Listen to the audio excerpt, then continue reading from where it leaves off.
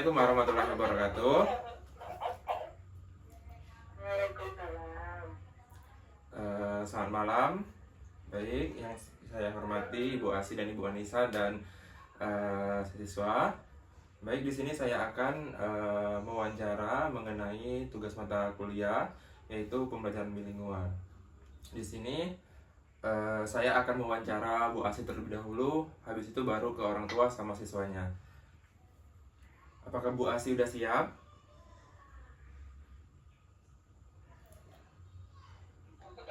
Ibu Asi sudah siap belum? Ya, sebentar. Sebentar.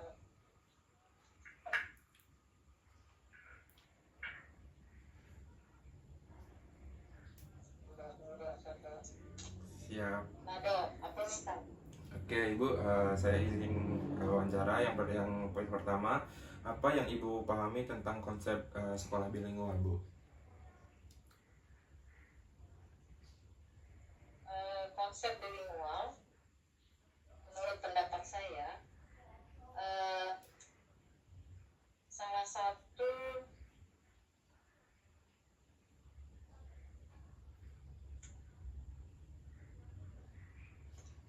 konsepnya dulu.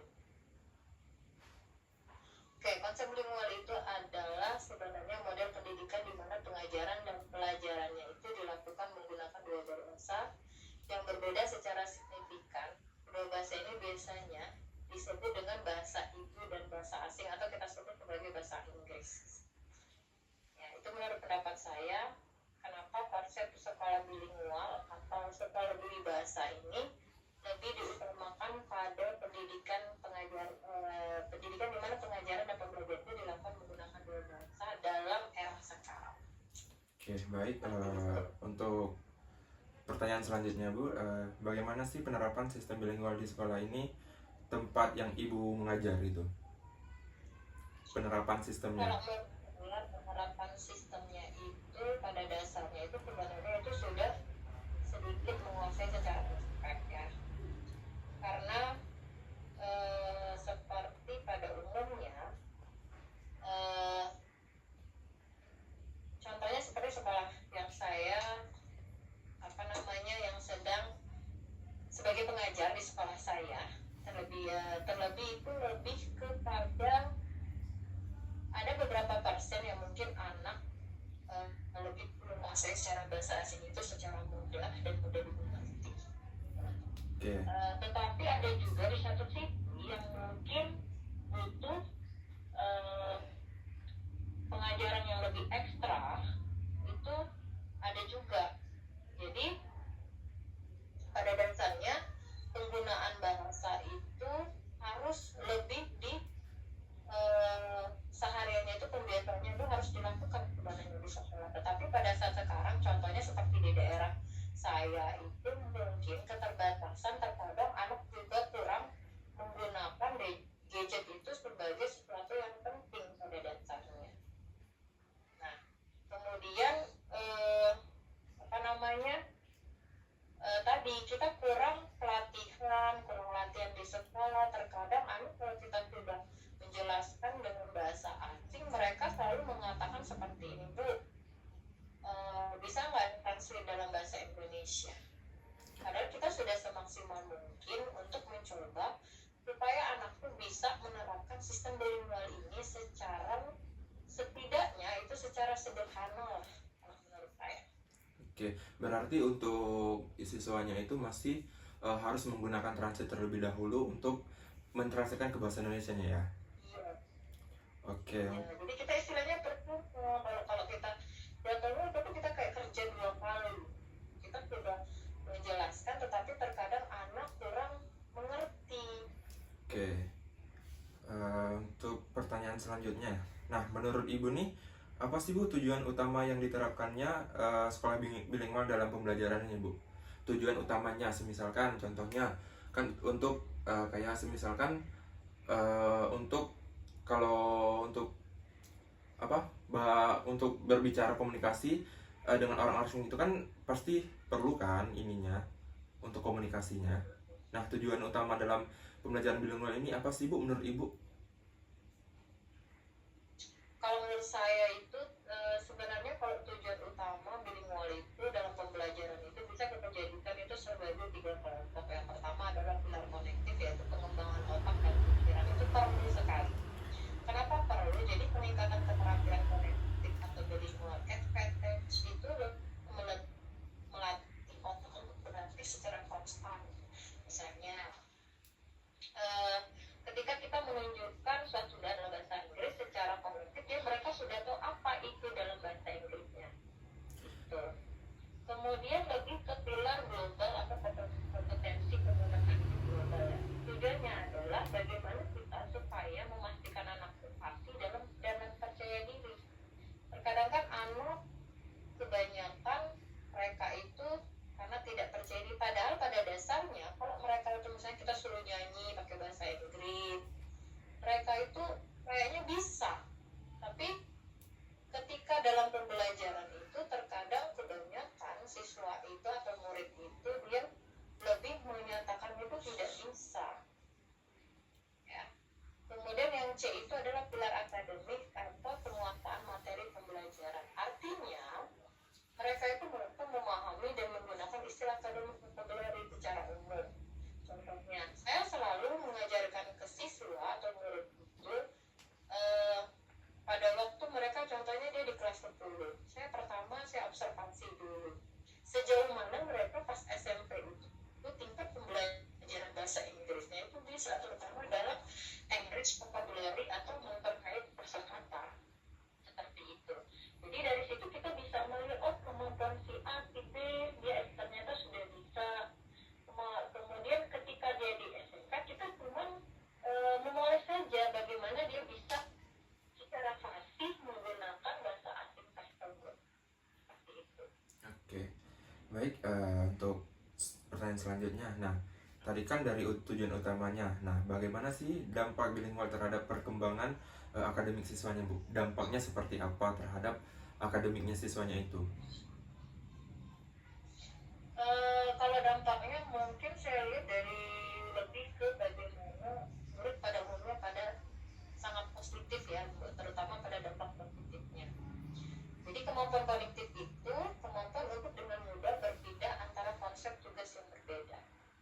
Nah, kemudian dampak positif itu adalah pada prestasi akademik. Hal ini memperkaya pemahaman konseptual karena memiliki akses ke literatur dengan cara membaca dalam bahasa kedua.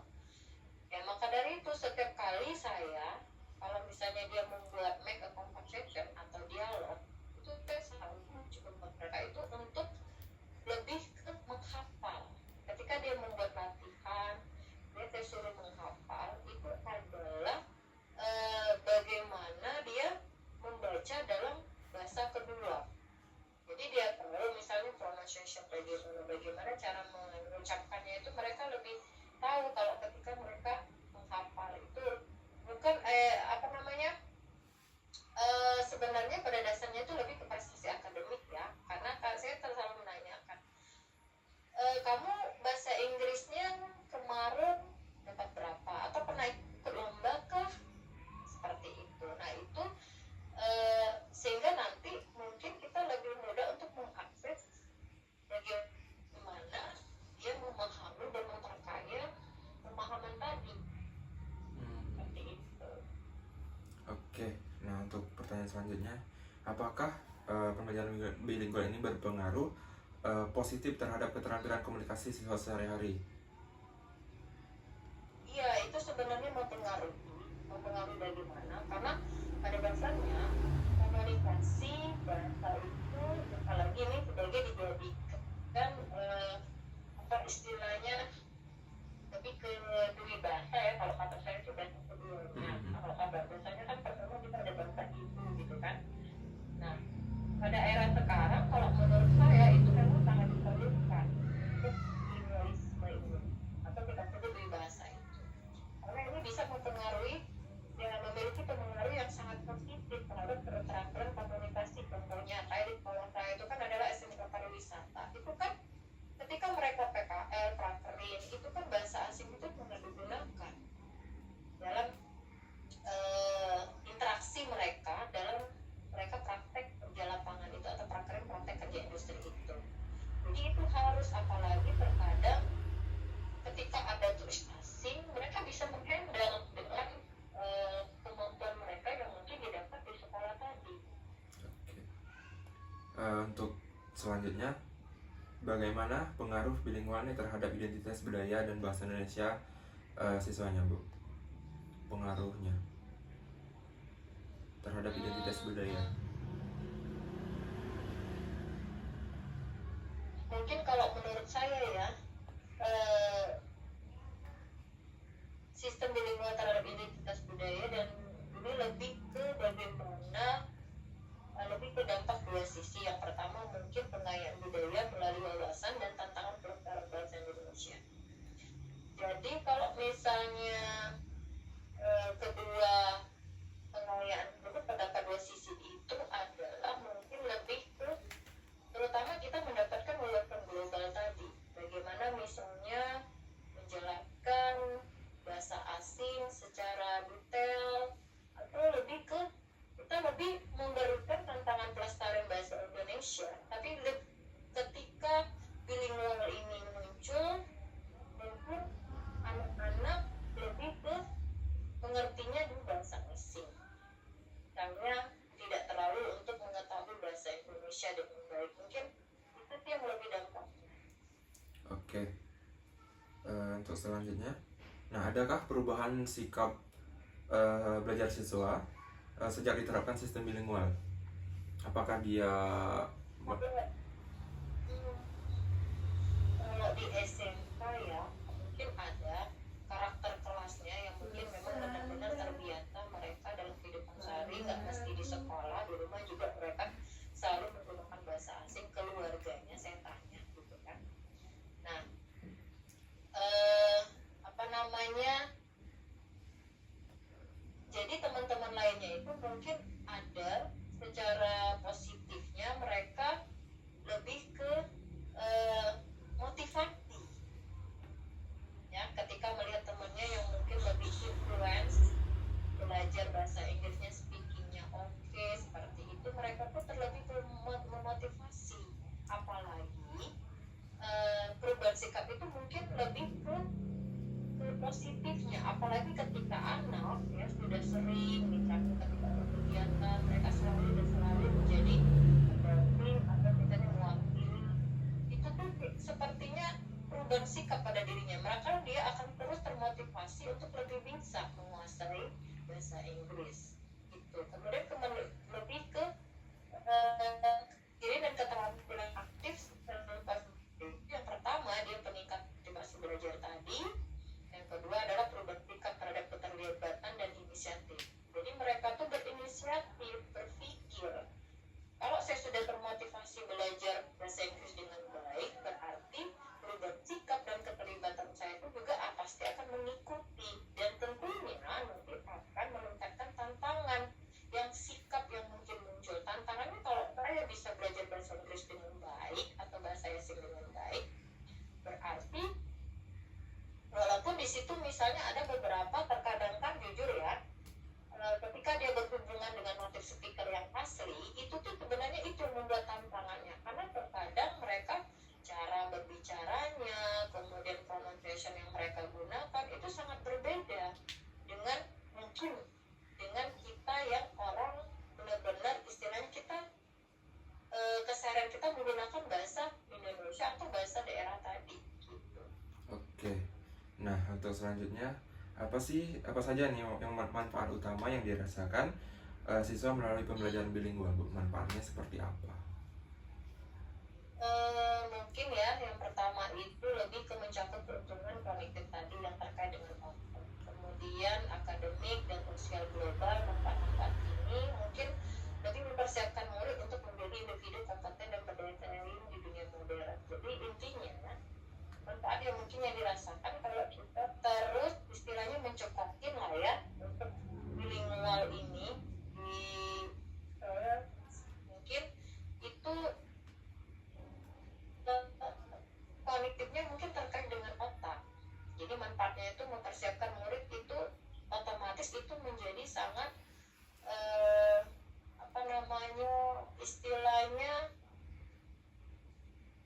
persiapannya itu sangat matang. Kalau kita misalnya anak sudah sudah mempersiapkan pembelajaran di lingkungan ini dengan baik, jadi kita sebagai guru itu tidak merasa takut gitu untuk melepaskan siswa itu di tempat yang mungkin kebanyakannya itu banyak tulis asing tadi gitu. Oke. Nah, untuk saja tadi kan untuk manfaatnya mengenai yang dirasakan siswa. Nah, selanjutnya bagaimana manfaat bilingual ini bagi guru dalam proses mengajarnya? Tadi kan untuk siswanya. Mana? Saya mungkin ya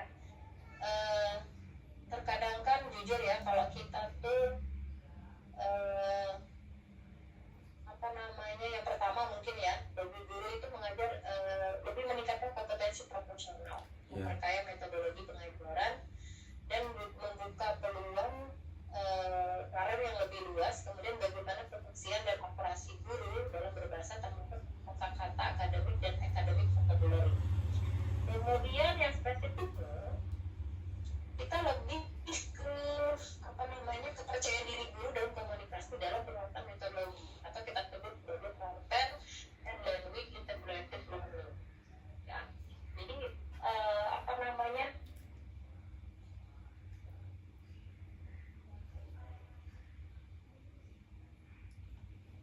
gimana?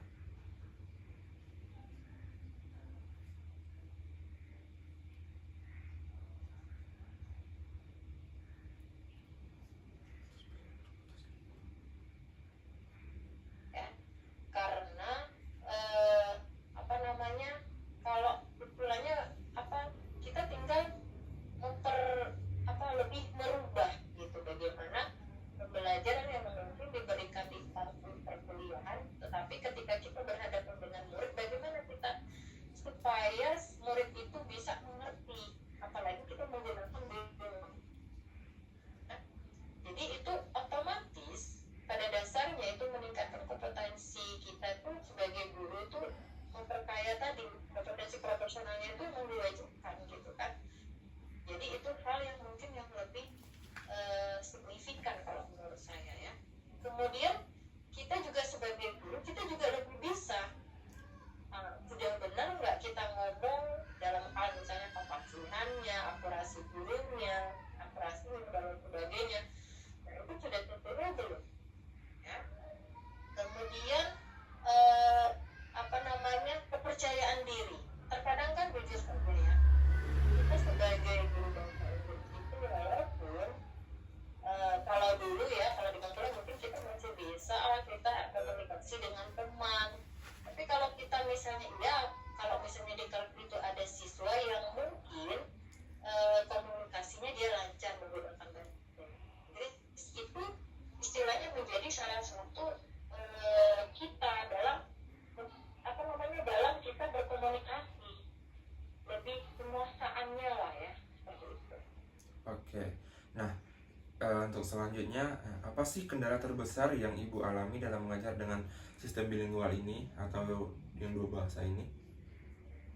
Kendalanya seperti apa? Kalau saya, ya, kendalanya itu lebih ke bagaimana penguasaan bahasa kedua guru yang tidak merata, tidak semua guru mata pelajaran memiliki tingkat kemampuan berbahasa Inggris yang memadai. Benar itu.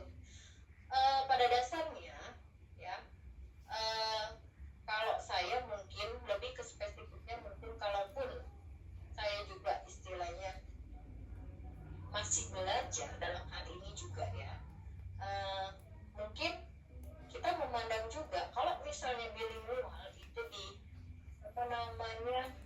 diharuskan, diwajibkan di sekolah, terutama di SMK lah ya.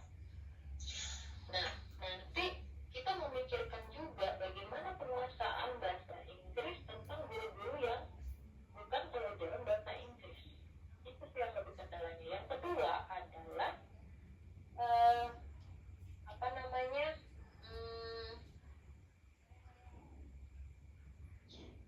lebih ke misalnya kesenjangan tadi. Kalau misalnya kesenjangannya itu misalnya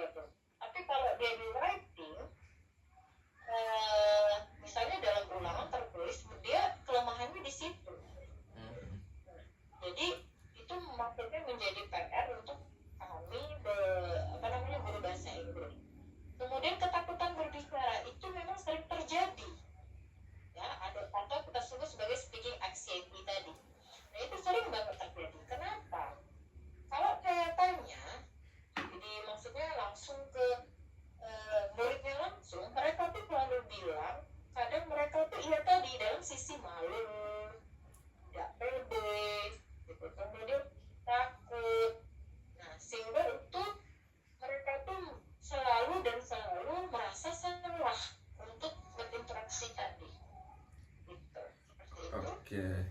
Untuk selanjutnya, nah, apakah nih sistem bilingual yang sudah pantaskah diterapkan secara luas di sekolah Indonesia? Sudah pantas nggak menurut pendapat Ibu? Kalau menurut saya ya, sebenarnya isu ini yang kompleks dan masih diperdebatkan. Kalau perbandingannya antara misalnya contoh saja ya, kita harus menyamakan yang namanya pendidikan di luar negeri itu sangat jauh sekali. Kalau menurut saya ya, bagaimana kita lihat dulu dong SDM-nya di di beberapa daerah. Kita lihat juga bagaimana kemampuan siswa di sekolah. Nah, itu jadi tergantung dari kesiapan sumber daya dan tujuan pendidikan nasional tadi. Seperti contoh ya, karena mungkin sekarang ini bilingual sudah aksi di beberapa sekolah, nggak mesti di SMK, SD, baru SD yang malah yang saya lihat itu kemarin pembelajarannya dia menggunakan istilahnya buku paket. Tapi bahasa yang saya lihat itu tidak sesuai dengan kriteria pendidikannya dia mengenyam SD. Karena soalnya itu menurut saya itu sudah masuk ranah SMP.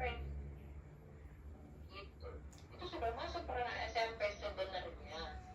Nah, karena mungkin apalagi di daerah Belitung ini ya, kita terlalu memaksakan. Terkadang kan kita nggak tahu SDM-nya. Kita contohkan saja.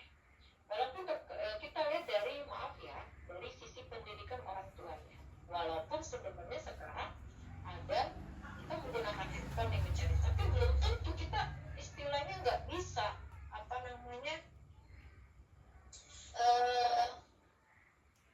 dikatakan itu kadang nggak sesuai dengan jawabannya, tapi ya udahlah gitu kan, benar gitu kan kalau menurut orang tua ya, biar anak itu lebih cepat menyelesaikan jawaban. Tapi nanti efeknya ke depan ketika anak mengerjakan soal, apakah dia bisa mengerjakannya walaupun udah menggunakan gadget tadi. Dan terkadang orang tua aja nggak ngerti. Kita maksudnya pikir dari sisi positif negatifnya. Kalau misalnya kita di Indonesia, ya oke lah kalau di kota-kota besar mereka sudah siap ya, bagaimana orang tuanya juga di rumah menggunakan bahasa asing. Nah, jadi itu istilahnya balance, seimbang. Dan ketika di sekolah apalagi rata-rata punya juga istilahnya pendidikannya juga mungkin rata-rata sudah sesuai, malah lebih gitu kan, apalagi dia punya pelatihan yang istilahnya sudah pernah berada di luar negeri misalnya. Istilahnya itu balance lah. Dan mungkin di sekolahnya juga diwajibkan untuk menggunakan bahasa asing. Kalau diperlakukan di sekolah, apa nggak pusing gitu siswa atau murid gitu kan. Karena jujur saja, ketika kita di kelas aja kita menggunakan bahasa sederhana, contohnya di daerah saya lah ya, Belitung, mereka juga kepusingan. Apalagi kalau misalnya bahasa Inggris itu menjadi salah satu penerapan sistem bilingual yang nantinya mungkin akan secara menyeluruh. Nah, seperti itu kalau menurut saya. Oke, untuk pertanyaan yang terakhir, nah tadi kan sudah terkait dengan sistem bilingualnya, apakah sudah pantas? Nah ini yang terakhir itu, nah faktor apa saja yang harus perlu ditimbangkan agar bilingual ini berhasil diterapkan di Indonesia? Faktornya seperti apa? Jadi mungkin faktornya yang lebih diutamakan adalah bagaimana kesiapan guru itu sendiri. Ya. Karena tadi bentuk pelatihan, karena kan pada dasarnya ini kan bukan lingkup di guru bahasa Inggris saja ke depannya. Jadi guru-guru mapela itu harus bisa menggunakan bahasa kedua ini. Nah mungkin itu lebih ke kesiapan guru, harus diperhatikan lebih detailnya bagaimana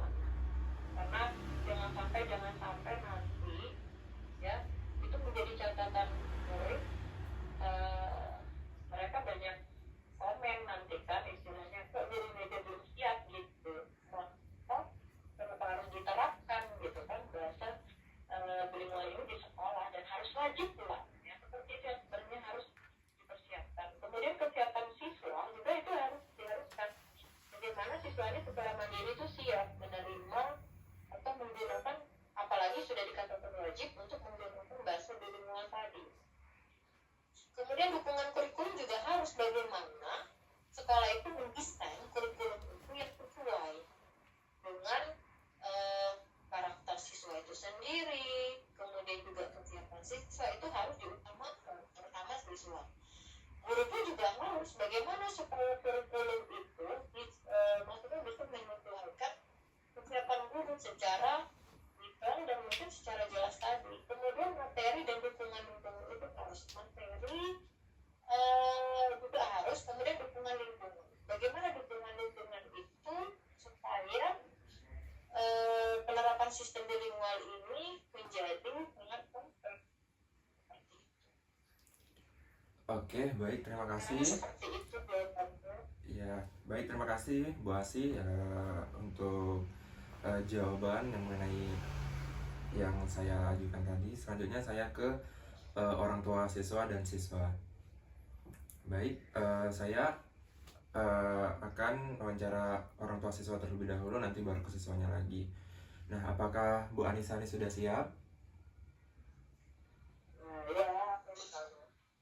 Baik. Nah, untuk pertanyaan yang pertama saya akan bertanya nih, apa yang Ibu pahami tentang sekolah bilingual?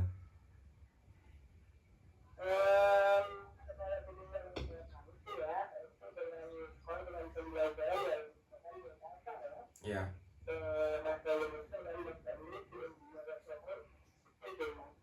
Oke. Nah, untuk pertanyaan kedua nih, bagaimana pengalaman Ibu melihat penerapan bilingual di sekolah anak Ibu itu? Kalau di sekolah dia sih penerapannya cukup positif ya. Jadi anak-anak ini lebih percaya diri saat berbicara terus terutama kan di Indonesia ini sedang ada Indonesia ya. Ya. Jadi komunikasi sedikit-sedikit bisa lah. Terus juga kalau ini konten-konten yang itu biasanya dia lebih jelas gitu apa sih. Oke. Nah, untuk selanjutnya nih, menurut Ibu, apa tujuan utama sekolah menerapkan bilingualnya, Bu? Kalau lihat tuh tujuan sekolah itu biar meningkatkan kemampuan bahasa anak-anak ya di era karena bahasa itu ini untuk kita ada komunikasi di dunia untuk kerja gitu kan. Jadi selesai tes ini gitu. Oke. Nah, untuk selanjutnya, bagaimana nih pengaruh bilingual terhadap perkembangan belajar anak, Bu? Perkembangannya itu seperti apa? Anak-anak ini jadi aktif dalam mengekspor bahasa-bahasa atau bacaan-bacaan yang berbahasa asing. Jadi dia masih sering membaca, jadi sering bisa integrasi untuk mencari kata-kata baru. Iya.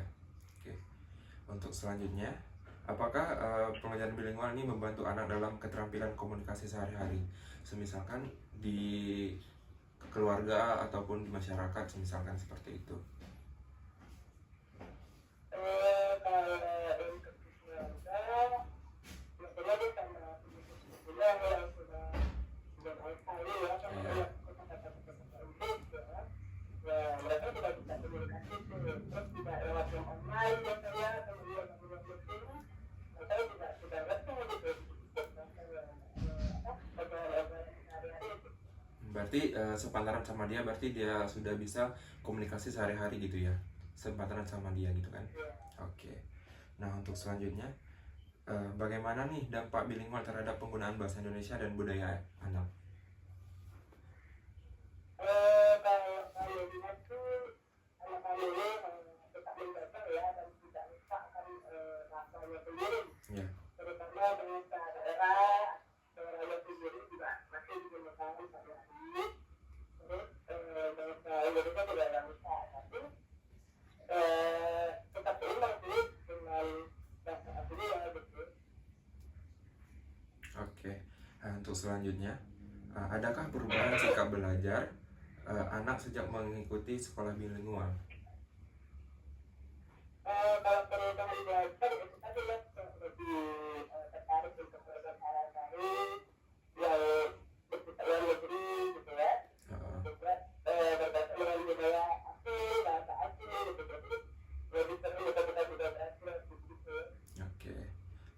selanjutnya ya nih. saya Oke, menurut Ibu nih, apa nih manfaat utama yang anak dapatkan dari sekolah bilingual, manfaatnya? manfaat berarti dia kata-kata Inggris terus dia lebih bisa komunikasi dengan asing gitu itu sih Oke, saya oke, selanjutnya nih, bagaimana nih manfaat bilingual bagi orang tua dalam mendukung pendidikan anaknya? kalau bagi orang tua dan mendukungnya itu biasanya saya lebih suka apa ya menggali lagi tentang diri saya karena sudah nggak terpakai ya sudah nggak belajar udah nggak belajar lagi gitu jadi ya saya lebih mengeksplor diri saya juga gitu Oke, banyak hal-hal yang saya nikmati dan saya urus jadi saya nggak lagi gara-gara berkomunikasi atau bantu dia berbicara oke. Nah, ini selanjutnya, apa sih kendala yang Ibu rasakan saat mendampingi anak belajar di sekolah bilingual? Kendalanya atau tantangannya? kendala kendala itu tahu ada beberapa kata-kata asing gitu ya yang itu gitu terutama di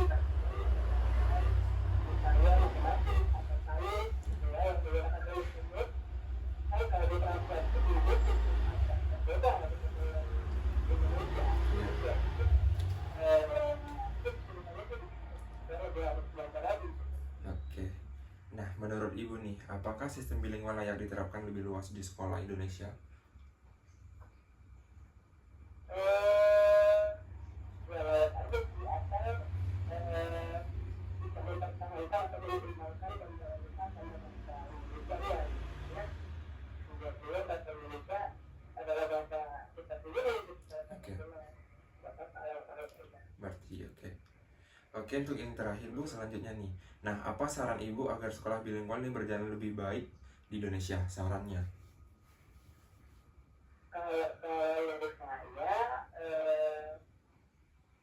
kalau bisa guru-gurunya karena ini tetap semua mata pelajaran bukan hanya Inggris saja jadi guru-guru lain pun difasilitasi atau diikutkan pelatihan gitu ya untuk memperdalam melatih lagi bahasa Inggris dari mata agar tidak ada kelainan saat anak-anak belajar nanti tak mengartikan ke bahasa Indonesia itu artinya sama gitu. Oke. Terima kasih Bu Anissa. Saya selanjutkan ke anaknya ya. Oke, sudah siap, Mas? Oke. Nah, untuk pertanyaan yang pertama, apa yang kamu pahami tentang sekolah bilingual itu? Mungkin kalau di luar itu secara yang pakai dua bahasa Ya. biasanya bahasa dan bahasa Inggris untuk bisa belajar. Oke. Untuk selanjutnya, bagaimana nih pengalamanmu belajar dengan dua bahasa di sekolah? Awal-awalnya saya bersama teman-teman juga awalnya agak bingung Ya. karena untuk teman-teman antara bahasa Inggris ya Oke. Nah, untuk selanjutnya, nih menurutmu untuk apa nih sekolah menggunakan sistem bilingual?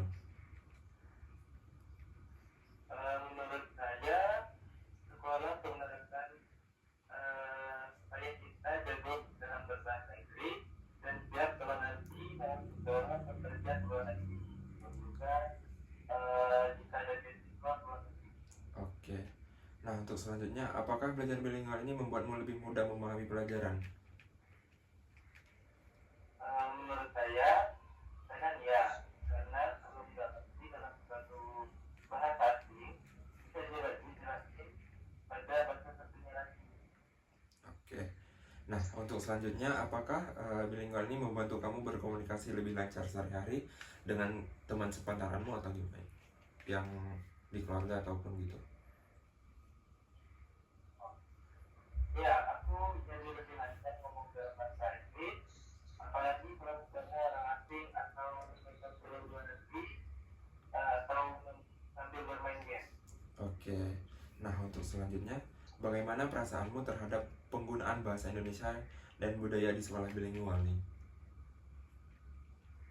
Menurut pesan saya, aku bersuka dalam bahasa Indonesia dan berusaha di sekolah, tetapi juga masih